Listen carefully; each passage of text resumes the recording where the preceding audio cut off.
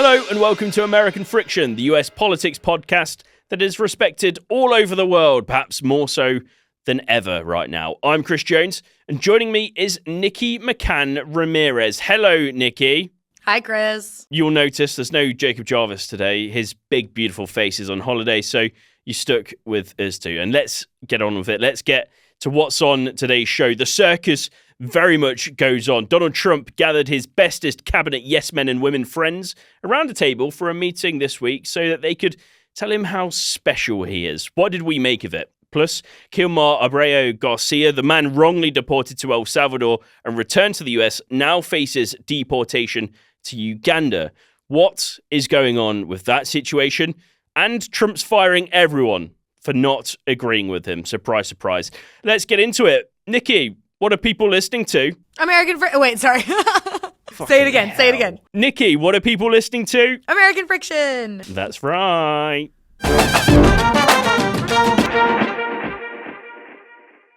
Right, listen up. We love making the show, and we want to keep going as long as possible to help bring you the news from US politics that we think you should know.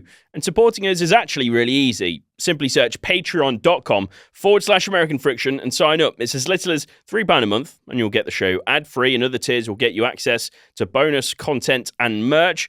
But we understand that everyone may not have the means to support us financially, and that's absolutely okay. But you can still help us out by rating and reviewing us on whichever app you're listening to this episode on. Thanks for your support, and there is a link in the show notes if you do fancy backing us on Patreon. If you don't, fair enough, but we'd really appreciate it if you did. Well, that'd be nice. Right, let's get on to this show then. And to be quite honest with you, Nikki, oh my God, there was so much this week that we could talk about. We're going to start with that cabinet meeting. And I just want to highlight something that he said first in that 48-minute stand-up routine that he did at the start of this 3-hour cabinet meeting that was televised. And for our UK listeners, listen up because, well, he hates us. Specifically, though, he hates our wind turbines. He basically started the meeting by saying wind turbines are killing all of our birds. Yeah, was one of the things he all said. Your birds. And then he also, all of them, they're all dying because of wind turbines, according to Trump. He also wished that we return to fossil fuels because, and I quote, they're a thing that works if we're going to fire up all those big monster factories. Okay, thanks, Trump. But as we say, this meeting went on for 3 hours, which is a really long time. Nikki, was this just a PR stunt, basically? Yeah, what these cabinet meetings have essentially become, and they've had a couple of them over the course of the first 8 months of the presidency. I'd say it happens like every 1.5 to 2 months. This is definitely the longest one they've had. The official cabinet, the heads of the agencies, and then sort of some auxiliary people who are not actually in the cabinet, but close enough and, you know, in Trump's good graces enough to be invited into the cabinet meeting. We'll talk about like Steve Witkoff in a sec. He's technically not a member of the cabinet. They gather in the cabinet room, which is right off of the Oval Office in the White House. And a lot of historically, these meetings were kind of, sometimes they're televised, sometimes they're not. Some presidents like to have those meetings in private. The president won't really meet with the entire cabinet every day. People are out there, they're busy. And sometimes it'll be just an opportunity for the cabinet to get together and sort of showcase what agencies have been up to in front of the president, answer questions, sort of dialogue a little publicly. These cabinet meetings under Trump have turned into, like, as we said, 3-hour drooling sessions where members of the cabinet just like lick the president's boots to a mirror shine and praise dear leader for the wholesale transformation of it's like the opposite of a struggle session, you know? Yeah, it was like one massive episode of this weird TV series that Trump is curating. Yeah. And you touched on the things that were being said. We've got some clips. And as fun as it is to read them out, we've actually got them to listen to because they're just incredible. So first of all, we've got this from Lori Chavez-Derema, who's Secretary of Labor. Take a listen. If you all haven't stopped by the Department of Labor, Mr. President, I invite you to see your big, beautiful face on a banner in front of the Department of Labor, because you are really the transformational president of the American worker, along with the American flag and President Roosevelt. And then there was this from Scott Percent. Scott? Good, sir. As we've said very often, economic security is national security, and our country has never been so secure thanks to you. You have brought us back from the edge. You have the overwhelming mandate from the American people. You're restoring confidence in government, a topic that is on the front of everyone's mind, the Federal Reserve. The Federal Reserve's independence comes from a political arrangement between itself and the American public. Having the public's trust is the only thing that gives it credibility, and you, sir, are restoring trust to government. Now, this was a cabinet meeting, but as Nikki previously mentioned, Steve Witkoff just happened to be there, and he gave us his biggest ever wish. There's only one thing I wish for, that Nobel Committee finally gets its act together and realizes that you are the single finest candidate since the Nobel Peace, this Nobel Award was ever talked about, to receive that reward. Beyond your success is game-changing out in the world today. And I hope everybody one day wakes up and realizes that.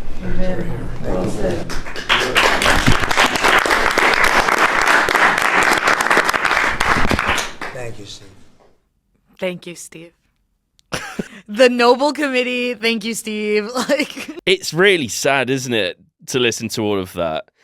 I mean, what's your reaction to those? Because they're not the only quotes that we could have pulled out. Pretty much everyone said stuff like this. So how do you take this?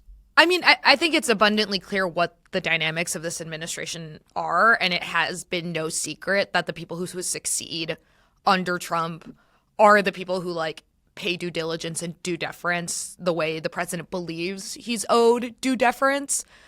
You could hear it in every single opening statement by every cabinet member, every person in that room, Christine Ohm being like, thank you so much for the opportunity to work for you. It's like, woman, you've worked for him for 9 months. You don't need to still be thanking him for your job. Tulsi Gabbard called him a champion for working people, highlighted the America First stuff. Steve Witkoff, Christine Ohm, Brooke Rollins, the Secretary of Agriculture, thanked him for saving college football, which I'm still not sure how college football was in peril. Yeah, Marco Rubio was like, you are this is the most meaningful Labor Day of my life because you are the president of labor. And it's just, it's pathetic. It's pathetic is what it is. And it speaks to the longtime narcissism that this man has operated under.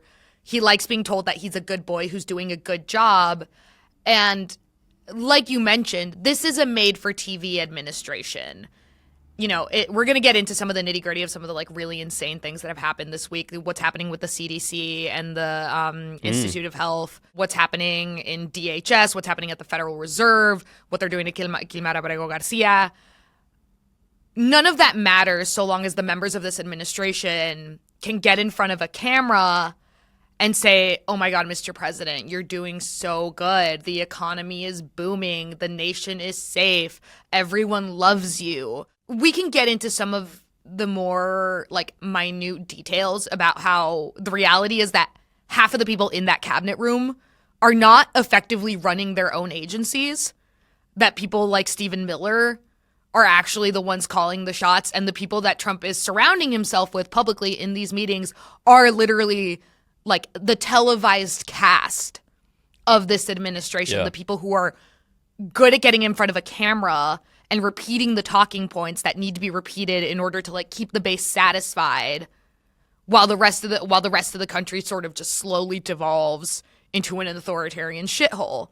But yeah, I think a 3-hour-long meeting dedicated mostly to jerking off the president.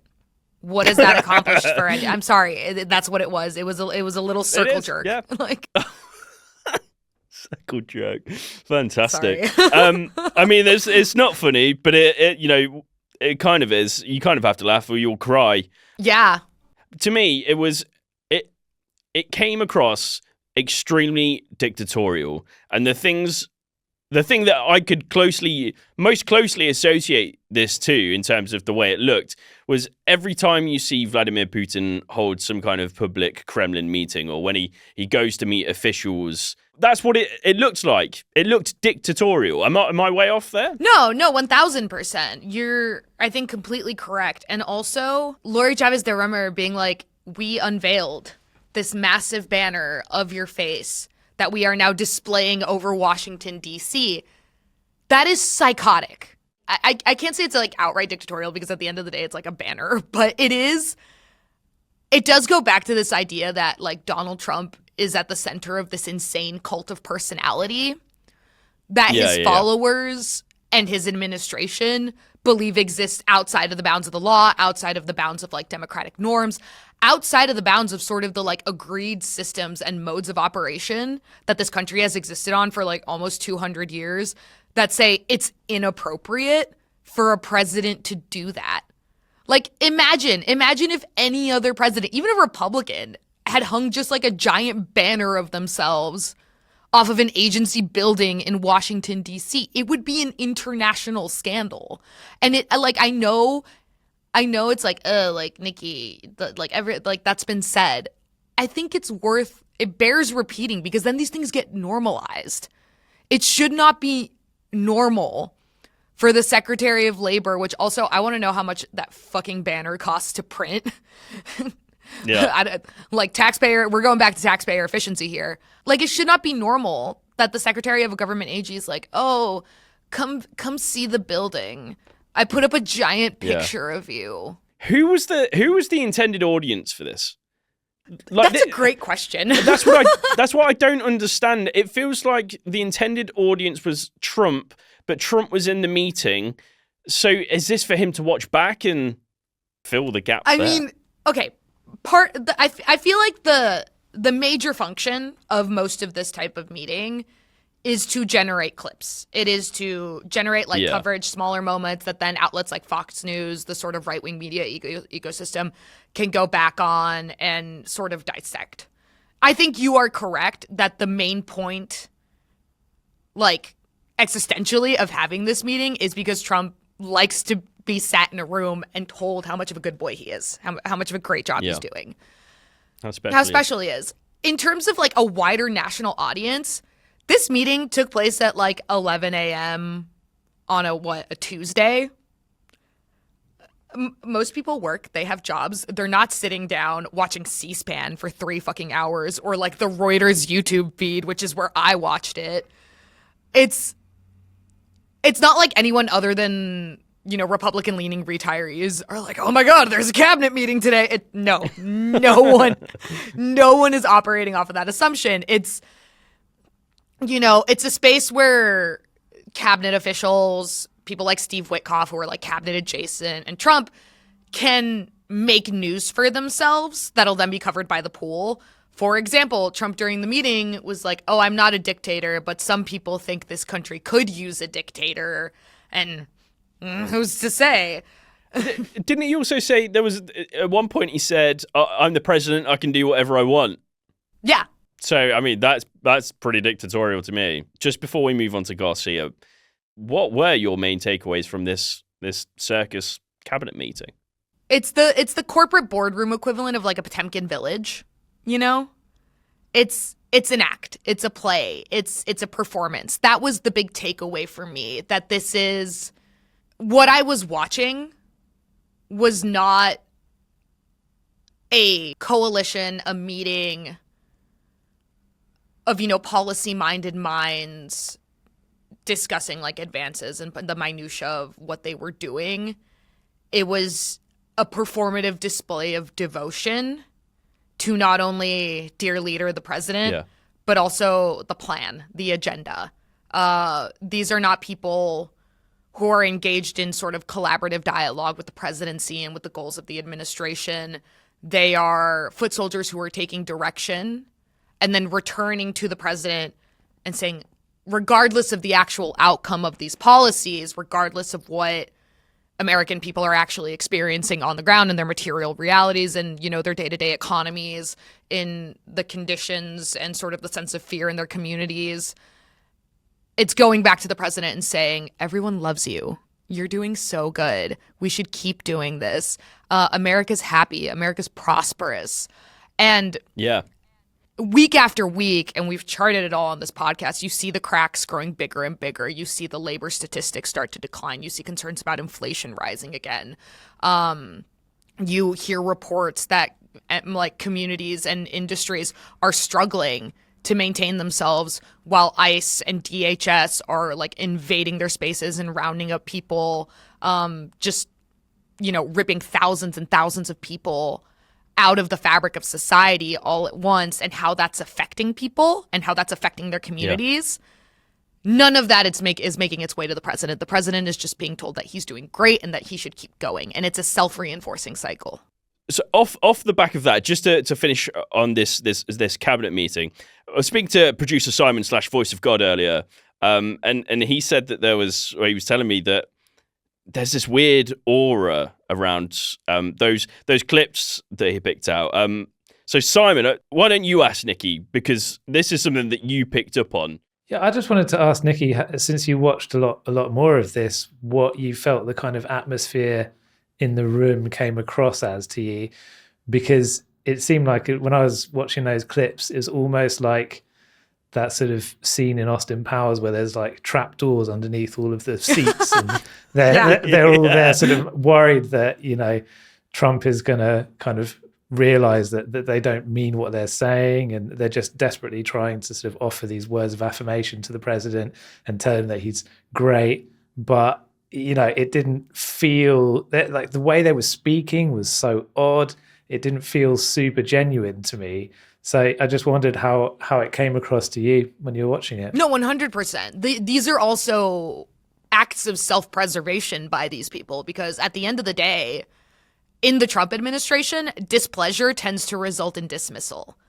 You've seen in the past month or two, right before the Iran strikes, Trump was really pissed off at Tulsi Gabbard because he felt that she was not presenting intelligence that sort of aligned with his agenda, his priorities. She's the director of national intelligence. And now you've seen Tulsi Gabbard come out and be like, oh, I'm investigating Barack Obama. Oh, I'm investigating the Clintons again. And Trump came back in this cabinet meeting and was like, oh my God, Tulsi Gabbard, you've been doing so great. You're a rising star. You found all these great things about the Obamas. You've seen, sort of Pam Bondi, who really bungled the handling of the Epstein situation, the Epstein case and the Epstein files, coming in and really just groveling and, oh, now we're investigating Letitia James and we're going to investigate so-and-so and Adam Schiff and we're going to target all your political enemies. So you do have this dynamic where these people have been put into positions of power sort of by the magic touch of Donald Trump, by the grace of his interest. And to lose that is to be ousted from the halls of power in a really permanent way. Look at John Bolton. John Bolton, who was, I believe during the first Trump administration, he was national security advisor in the first Trump administration, pissed off Trump, has been completely exiled from Republican politics in the United States. And to be clear, I have no love for John Bolton. He's an asshole and a war hawk. But he pissed off Trump, and last week the FBI raided his house. So these people know that to underperform or to piss off the president is to invite the might that they are exerting against other people right now against themselves, and that scares them. And you can tell. And I think Simon picked up on it entirely correctly. You can feel it in the way they talk. Well done, Simon. Good question, mate. Thank you very much. Let's move on from this cabinet meeting now, though. Let's get to something that is actually incredibly serious, and that's the news surrounding Kilmar Garcia, the man who was deported to El Salvador and then was returned. He's now been re-detained by ICE, and you've written about this for Rolling Stone magazine. Could you just bring us up to date, give us some backstory, and then what's happening now? Why has he been re-detained? We've talked about this case before, so I'd encourage people to listen to the back episodes because there's a lot of detail I could get into here. The essence of it is before Kilmar Abrego Garcia was detained and deported to El Salvador, Secot, he was working and living in the U.S. on a lawful work permit, even though he had entered the country as an undocumented migrant. And he had an order preventing his deportation to El Salvador, specifically to El Salvador, because he originally fled the country because of gang threats against him and his family. And when the administration deported him to Secot, they admitted that they had done that by mistake in violation of that order that said you cannot return this man to El Salvador. Because there is a principle in international law. It's not a U.S. law. It's an international law called non-refoulement, which basically says you cannot deport someone back to their country of origin, if there is a credible imminent threat that deportation would result in harm to them. And that's why you have things like asylum. So fundamentally, I think what people need to understand about Kilmar Abrego Garcia's case is that the U.S. government is doing this to him, not because he's a convicted criminal. He's never been charged or convicted of any crime. Because he's a member of MS-13. There is no evidence he's a member of MS-13. Because of all these things that the administration says about him, it's because Kilmar Abrego Garcia is a mistake that they made, and he has embarrassed them. That is why they are doing this. And I think that's what people need to remember. Through a lot of court cases, litigation that we've already discussed on previous episodes, Kilmar is returned to the United States by the El Salvadoran government, and the U.S. government essentially says, we don't give a shit what protections you think this man has. We are deporting him. He is not staying in the country. So he's returned from El Salvador, and the U.S. government charges him with 2 counts related to the unlawful transportation of undocumented people. They are describing it as human trafficking, human smuggling. It's not that. I don't think there's a really robust case to be made that for human trafficking. Essentially, they are saying that a 2019 traffic stop where Kilmar Abrego Garcia was in a car with some other people who might have been undocumented constitutes human trafficking. The cops in that traffic stop let them go. They were like, okay, yeah, this is weird, but they let them go. And now they're saying that they've also accused him of being a child predator. They've accused him of being a gang member. They've accused him of being a wife beater because his wife did file a complaint at one point alleging domestic abuse, which not good. But he has not been charged with anything related to that. They have charged him with 2 counts related to potentially transporting undocumented people. He basically spent the last, I think, month and a half fighting to be released from federal custody and then to stop his imminent deportation upon his release from federal custody. And there was one judge who wrote at one point that the judge wrote, I understand that the U.S. government, the minute I release this man, has the right to re-detain him. But I have to state here that the U.S. government has not made a compelling argument proving that this man is a credible threat to the public and should therefore remain in jail. Judge after judge after judge has said this is an insanely political persecution, but because the immigration system exists completely apart from criminal law in U.S. law, there is nothing most of these judges can do to stop a detention and deportation. And so what happens this week is the U.S. government, well, it was between last week and this week, offers Kilmar Abrego Garcia a deal, a cheeky little deal. If you plead guilty to the charges of quote unquote human trafficking, we'll deport you to Costa Rica. If you don't, the minute you are out of out of federal custody, we will rearrest you and deport you to Uganda. And first of all, what the fuck? The racist overtones of it, the sort of threatening, oh, you get to either go to a nice beach town or a country in Africa. It absolutely speaks to sort of the racialized imagery that this administration is looking to exploit. It speaks to the fact that they are being manipulative, that they know that what they're doing is in a lot of ways unlawful. This is a man who is married, who has a child in the United States. What kind of deal is that? Oh, we deport you to Costa Rica or we deport you to Uganda? That's still separating a man from his family, from his home, from the place he's lived in for over a decade. And Kilmar Abrego Garcia said, no, I'm not pleading guilty. And he showed up to a mandated ICE check-in after being released from federal custody, and ICE rearrested him and began the process to try and deport him to Uganda. As of Wednesday, a judge has temporarily blocked the deportation. They cannot deport him to Uganda until at least October. And I think Kilmar's lawyers have filed a separate petition to grant him asylum. The problem here as well is that it is the U.S. immigration system, DHS, who either accepts or rejects asylum claims. You know, what are we even going to do? What are we going to do here? It's a rock and a hard place. Again, this case cannot be allowed to go away because in the devolution of the republic, there are going to be moments where we're like, this was a marker of how fucked up things were getting.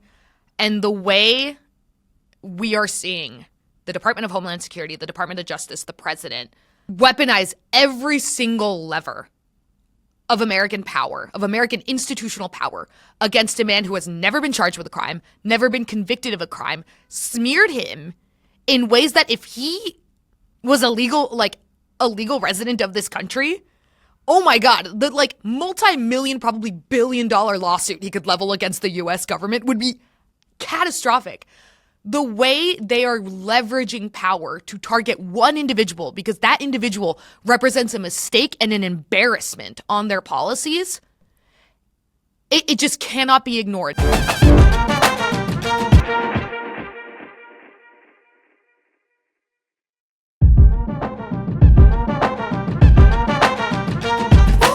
Right, now to round up some of the other stories that you may have missed, but let's face it, you probably haven't. But also you might have done because there's so much that's been going on.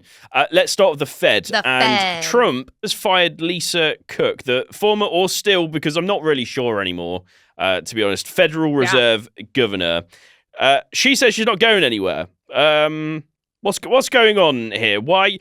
First of all, why did Trump feel he needed to sack her? And can he? It's complicated. The second part. The first part is not that complicated. The reason Trump is trying to get rid of Lisa Cook, a renowned economist, is because he cannot outright get rid of Jerome Powell. So he has been unable to pressure Powell into leaving, has been unable to find a way to fire him. And Trump, as we've discussed before, really wants the Federal Reserve to lower interest rates, which the Federal Reserve has hesitated to do because Trump's tariffs and other economic policies are potentially inflationary. And if you lower interest rates in a period of inflation, that could be bad. Very bad. However, Jerome Powell is not the only person who decides what happens to the interest rate. It actually happens via vote in a committee. So it seems that the strategy that Trump is now pursuing is to find ways to oust a couple people who currently sit on the Federal Reserve's board, Lisa Cook, install his own loyalists because they have to be appointed and approved by the Senate, and that way force a change in interest rates. It is once again the president attempting to exert control over an independent agency that he is not supposed to have a hand in any way, shape, or form. The way they're doing this is he cannot outright fire Lisa Cook. He, in order to forcibly remove her, has to have cause. Yeah. What defines cause? Unclear. What the Trump administration has been doing, and they did this to Adam Schiff, the senator, they're doing this to Letitia James, and now they're doing it to Lisa Cook, is relying on this man, Bill Pulte, a Trump appointee who runs the Federal Housing Finance Agency, which has a lot to do with mortgages. Yeah, and there's a really great, not to plug another podcast, but the New York Times' The Daily had a really good episode laying this out in more detail, specifically like how they're doing this. But Pulte basically has a lot of access to mortgage data, and they have gone around using the information that he has, accusing people like Adam Schiff, Letitia James, and now Lisa Cook of committing mortgage fraud. They haven't really provided a ton of information on like what evidence they have that these people committed mortgage fraud, but they're like, oh, you did mortgage fraud and now we can fire you. And that's what they're trying to do to Lisa Cook. Lisa Cook, of course, is saying like, no, you can't fucking do that. And this is going to go into litigation. In a very similar vein, we're going to talk about the CDC. Same thing. Trump is saying, oh, I'm firing you. The head of the CDC is saying, no, you cannot. And it's going to go into litigation. But again, as we've talked about before, Trump spent his first administration stalking the judiciary with pro-Trump judges. People now know that to rule against Trump is to invite punishment, invite the like ire and rage of Trump and all his loyal followers. So we'll see how this plays out. But it is also, once again, the president attempting to force his way into areas of power that the executive was theoretically barred from or was supposed to remain independent and apart from. Because the reason we have an independent Federal Reserve that conducts independent monetary policy is because it would be an insane economic proposal to have an explicitly political figure like the president be making monetary decisions that could have decades worth of impact when they are term limited. It does feel very much like they're grasping at straws with the types of things that they're trying to justify for example, the removal of Lisa Cook. And you'd imagine that there'd be some backlash to this and some actual opposition from Democrats to say, you absolutely cannot do this. Has that happened so far? Yes, but not to the extent that I think it needs to happen. I think the problem here, and I want to talk about this a little more when we talk about the CDC, but the reality is that the average person walking around the street doesn't know who Lisa Cook is. Yeah, exactly. Yeah. And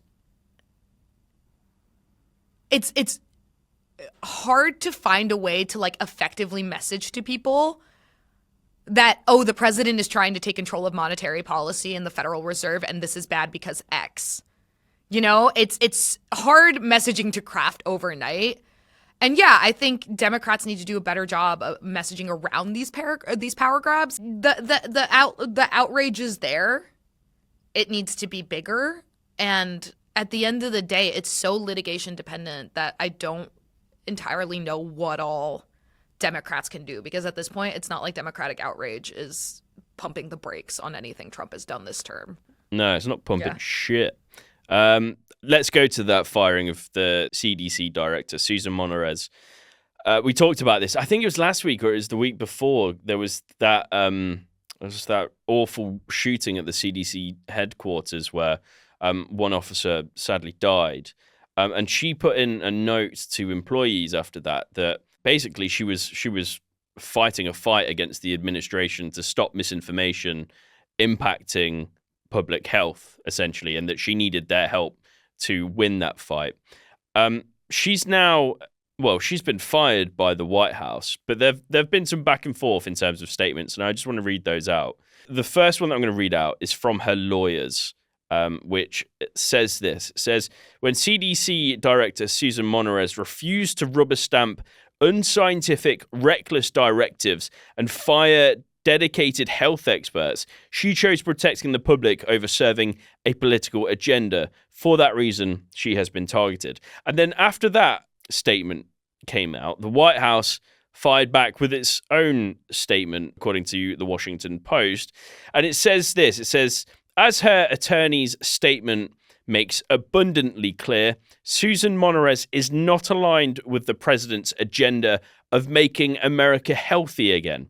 Since Susan Monterez refused to resign despite informing HHS leadership of her intent to do so, the White House has terminated Monterez from her position with the CDC. Nikki, what do you make of all of this? I mean, I don't think you can view this without talking about some of the policies that have been announced by HHS and the CDC regarding like vaccinations in the last couple days.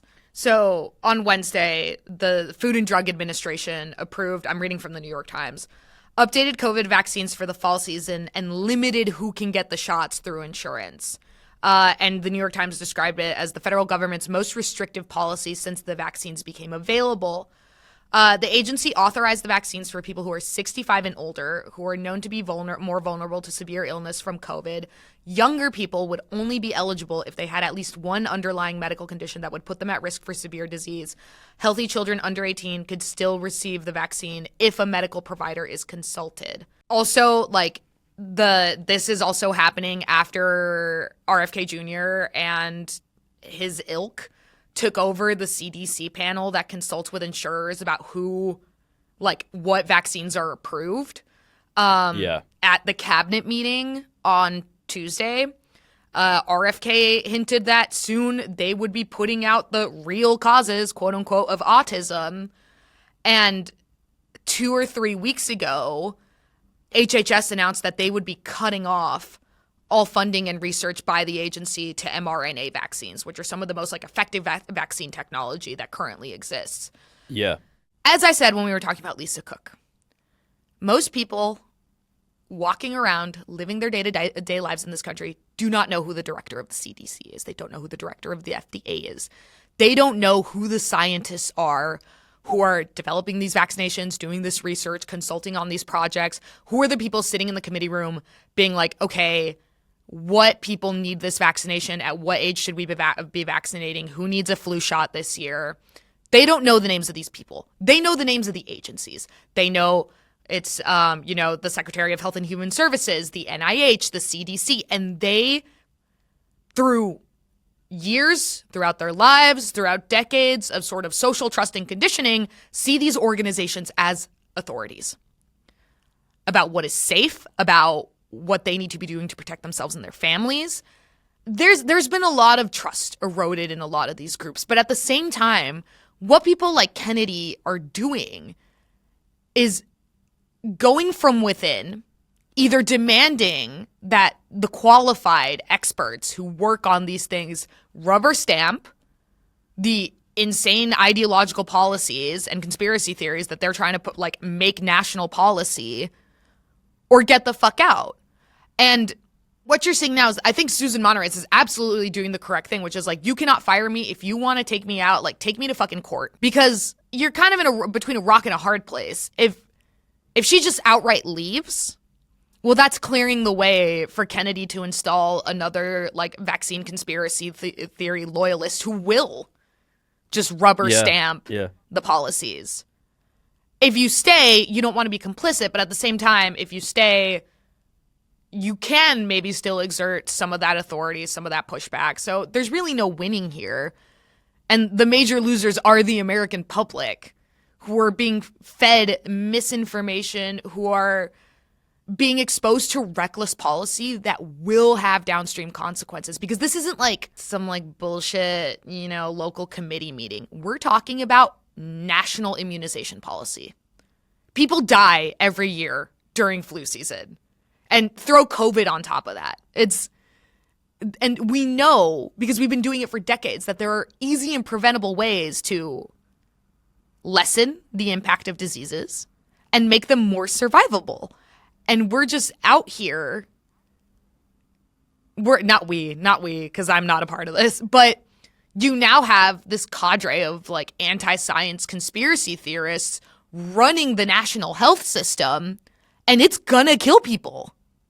It also feels it doesn't even feel like, it just is, because the White House, and this goes for the Fed as well, because the White House says it's fired Lisa Cook, and because it says it's fired Susan Monterey, but both of these two people are standing fast and saying, you can't do this. And because they're so official and they're so high up, surely it puts the direction of these agencies just basically in limbo. It prevents them from doing their job properly. Yeah. But then also you look at the CDC, and there's a whole load of officials, top senior officials underneath Monterey that support Monterey, that are saying that they will resign as well if she is ousted and if she is made to leave that position, which, let's face it, it might happen. It very well could. And then that opens up the CDC to even more RFK Jr. allies that are going to make the health system in America even worse, surely. Sure. No, 100%. Maybe a couple weeks after Trump got elected, we had a conversation about like how I thought this was going to go down. And I think I said it at the time that I didn't really think it was even necessarily going to be Trump who was the worst, who was going to have sort of the most impactful, not the most impactful, but I thought Trump was kind of just going to sit on his laurels, you know, have his cabinet meetings where he gets praised by everyone. And where we were really going to see the destruction was in the agencies, where so much of the schemes that he said he wanted to do during the campaign were not necessarily going to be executed by him. They were going to be executed by the ideologues and loyalists who he was surrounding himself in Trump 2.0. And I think that's exactly what we're seeing. I think Trump made a bargain with RFK Jr. in the campaign. You know, I'll endorse you. You come into my administration. Don't siphon votes away from me. And I will give you the helm of the national health system. And that's exactly what happens. And like I said, it is the average American that is going to suffer the consequences. Robert F. Kennedy Jr. has enough money to get himself out of probably any health crisis outside of death because death is inevitable. Rest of the country doesn't. Like, we're all just going to get steamrolled by a bunch of people who think, you know, vaccines cause autism and that, like, raw milk is good for you.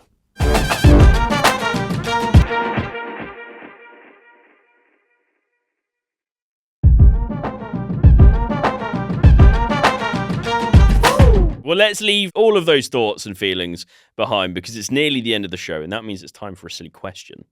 And actually, this isn't a silly question. I was going to ask a question about Labubu's, but I can't be asked for that now. Labubu's are boring. So I'm going to do something that we do on one of our other podcasts, Oh God, What Now?, which I'm sure many of our listeners will have listened to. And I'm going to ask you for some escape routes. Nikki. Routes? I'm going to ask you, you know, we've talked about a lot of depressing stuff today, but what are the things that are keeping you motivated, keeping you, sometimes, you know, keeping your inner thoughts away from politics? What's keeping you occupied when you switch off? I have been so busy with work. You've got to be doing something, though. Watching a film, TV series. Okay, so I'm actually working on a piece that'll come out in like late September about Harry Potter fanfic adaptations. Fanfic. Yes, you love I fanfiction. love fanfiction. I love fanfiction. Oh, you think it's great. I think it's great. But so I don't know if this has made it like to the UK. I mean, you guys came up with what, Harry Potter? No, not Harry Potter, but like the fanfiction situation. Oh, I'm sure it has. But this year, there's like 4 major releases of like Harry Potter fanfictions that have essentially been stripped out of all the like IP that belongs to J.K. Rowling, rewritten, and are being published as actual books by like a publisher. Right. And I have a lot of thoughts and feelings about that. So I'm working on like a big piece that'll come out in September on that. And I have to just read a bunch of adapted fan fictions is what I'm doing right now. So they're just calling him like Barry Trotter or something. Barry Trotter. I have not encountered that yet. No. So have you written any of these books, Nikki, that are coming out? Good question. Are you sure? Positive. I'll never tell. Have you... Okay, you don't have to tell us, but have you actually ever written fan fiction? Yeah, I have. That's been, like, published? No, published by, like, a publisher? No. Could posted somewhere? No, God, no. It's called The Adventures of Barry. Barry Trotter. Incredible. So Nikki's escape route there is fan fiction. Okay, no, that's not my escape route. It's You can't blame us for bringing it up and asking you when we ask you questions like this and it's the first thing you go to. Well, it's not the first thing I go to. I also just have other things I can't talk about. But I take a lot of long walks. I'm currently apartment hunting.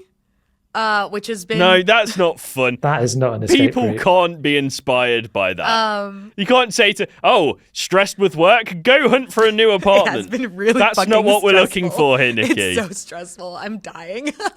Okay. Simon, as you're here, give me an escape route. Couple of things that are sort of actually relevant to the show, but also quite fun to just escape to. So I've been watching Mo on Netflix, which is a comedy about a Palestinian refugee who kind of comes to America when he's a kid, but he's in the show, he's an adult and he's trying to get his citizenship. He's been living in Houston for like his whole life, but struggling to become a US citizen. And it's just really sweet and funny. And he's got like, you know, his family with him who are also trying to become citizens. And then the other one is Yellowstone. Not started it yet. Which is a huge show and which I feel like really conflicted about because I started watching it. There's just so much toxic masculinity and like weird worldviews that are on display. And as far as I understand, it's a show that kind of appeals to both Republicans and Democrats. I don't know if you can corroborate that for me, Nikki, if that's the Yellowstone, case. yeah, I think it has pretty broad appeal. Yeah. My parents love Yeah. it. I've seen like the first season. I thought it was good. I just don't watch that much TV these days. Yeah, but a lot of the sort of main characters, these like landowning, you know, gun-toting, kind of quite Republican types.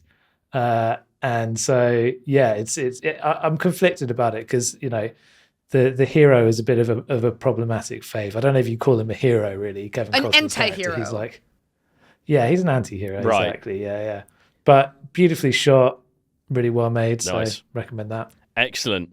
And mine, I've got two as well, actually. First one is The Summer I Turned Pretty.